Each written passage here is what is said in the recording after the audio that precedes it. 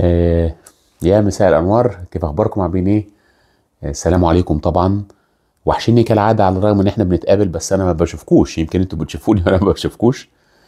الفتره اللي عدت ديت حصلت كذا حاجه حلوه جدا، فانا حابب اشكركم على حاجه مهمه جدا منهم.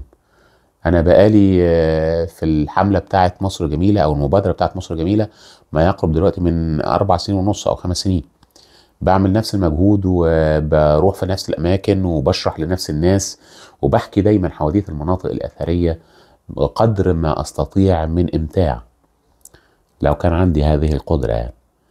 فالفترة الأخيرة بسبب إن أنا في آخر رحلة طلعناها الأقصر وأسوان كان معايا محمد حمادة، اللي هو مهووس شوية بالتصوير، فكان مديني بس بيحط المايك ويقول لي مالكش دعوة، هو وأنا عمال بشرح كالمعتاد بتاعي او بحكي كالمعتاد بتاعي، لان ما بحبش كلمه ان انا اشرح ديت، وهو بيسجل واشتغل على الفيديوهات ديت، لان هو عنده قدره برضو على المونتاج، والعبد لله يعني بعافيه شويه في الحاجات بتاعت التكنولوجي دي. فنزلت الفيديوهات تتابعيه متتابعه عشان افاجئ برد فعلكم الجميل جدا اللي بشكركم عليه.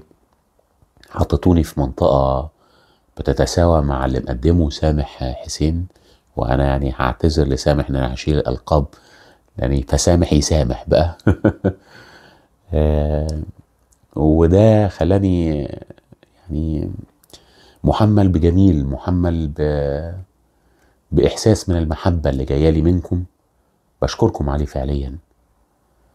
آه، أنا آسف إن أنا ما بعرفش أرد على كل البوستات اللي هي مليئة بالحب ومليئة بالتقدير وعلى راسي من فوق، لكن الفيسبوك قرر في وقت دراماتيكي زي دوت ان هو وقت الناس كلها يعني انا عندي الرغبه ان انا اشكرها وان انا اتواصل معاها، قرر ان انا برد كتير قوي. انت بترد، انت شكلك روبوت، يالا انت روبوت، انت روبوت والله شكلك روبوت.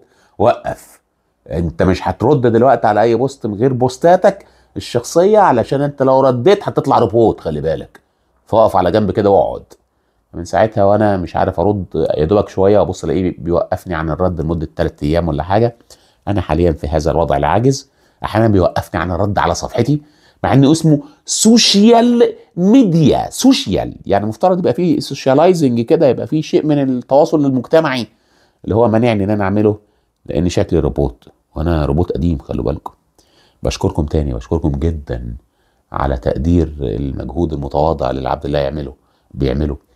واتمنى ان انا اكون دايما عند حسن ظنكم ومتواصلين دايما وبنحاول دايما، ونرجو ان احنا اللي بنعمله يمتعكم ويفيدكم ويخلي حياتكم اجمل ولو جزء بسيط صغير.